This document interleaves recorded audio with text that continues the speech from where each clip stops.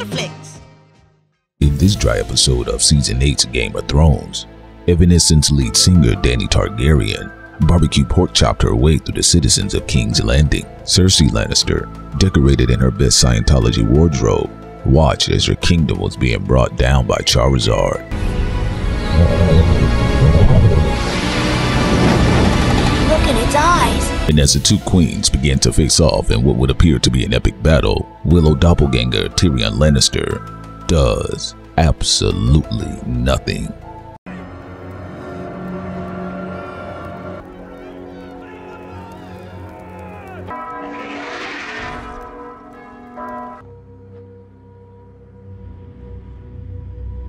Nothing. Jaime Lannister, aka Rusty Fingers, has a major relapse and begins to go back to sniff some of that Cersei coke. She's hateful. And so am I.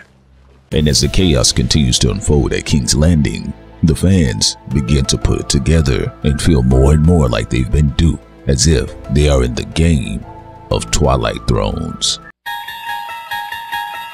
On top of that, with many of the abrupt closing of many of the long drawn-out story arcs, HBO has possibly pulled off one of its greatest hustles in its 46-year history. Cha-ching in those bells. Those damn bells.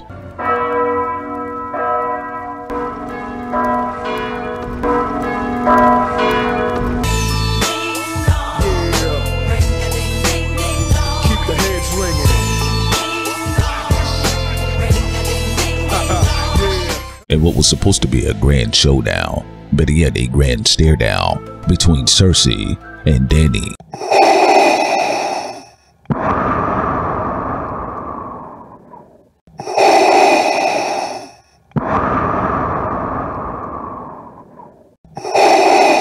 Nothing.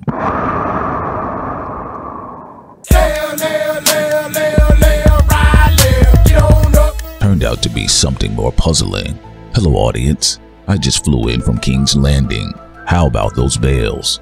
And why was Cersei standing by the window like Jada Pinkett in an Instagram post? Fans of Game of Thrones may have to come to terms with the fact that you may have to love your show from over there. Far from over there. Okay? Sometimes you gotta love them from over there, because you can love them, but sometimes it's gotta be from over there. But you can't love somebody else more than you love you.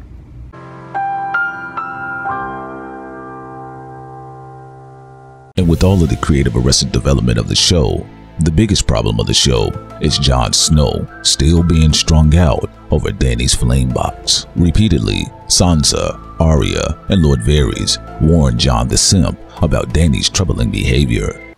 And we're doing the right thing telling you we don't trust your queen. You don't know her yet. I'll never know her. She's not one of us. If you only trust the people you grow up with, you won't make many allies. But at the time, did Jon, soft as snow, heed his family's warnings? Of course not. I swore myself and the North to her cause. Who really expected the walking man bun of nobility to really turn down their sugar mama after spending the latter half of his career bending the knee? So I assume, my lord, you're here to bend the knee. But one of the more gangster characters, and often a first 48-hour snitch of the show, would have to be Lord Varys, as he had known for quite some time how it was all going to end. Much like the HBO executives, Jon, soft as snow from the North, had so much of Dany's butt smoke on his lips that he failed to realize that Lord Varys was being Burger King flame broiled for thinking that he would be the better ruler than Dany. But then again, Lord Varys is still a snitch. However, in Dany's Tupac Machiavelli paranoid state, she failed to fry Sansa and Tyrion and even Jon for divulging the secret about Jon's status as a possible contender for the throne, setting forth a possible hindrance of her potential rulership over all of the 7 kingdoms in the Chronicles of Narnia. But before giving Lord Varys a Scout's Honors badge, and before Dany goes on her Saint Lunatics It's Getting Hot in Here tour, fans need not forget about a certain pincushion-built eunuch who tried to poison Dany in Season 1. But it's said that poison is a woman's weapon. Yes. Women, cravens, and eunuchs. Did you know that Lord Varys is a eunuch? Everybody knows that. Yes, of course. How that sort of person found himself on the King's Council, I will never know. And as the entire series begins to wrap up, Dany has fully become the Mad Queen at this point. Jon is even softer than Snow and is slowly having a change of heart. He wants peace. Both Dany and Jon's once heated passion for each other has faded over political differences, and not the fact that the auntie had been banging her nephew. You need to watch your attitude, because I'm not the one. I'm not the one. And as Dany continues to go through all of the possible clinically diagnosed stages of trauma and depression with no Zoloft, people near and far will continue to betray her.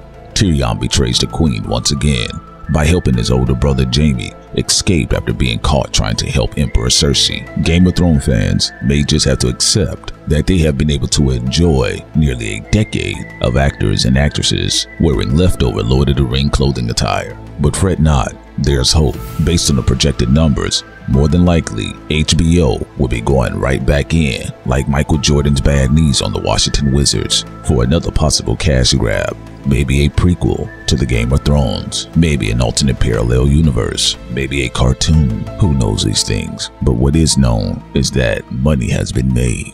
Boys kicking back, laying in the shade. Ain't nobody tripping cause the money already made. The 90s was for stacking 2,000 for the ballers. The drop top bag or the candy red Impala if you're selling Big G.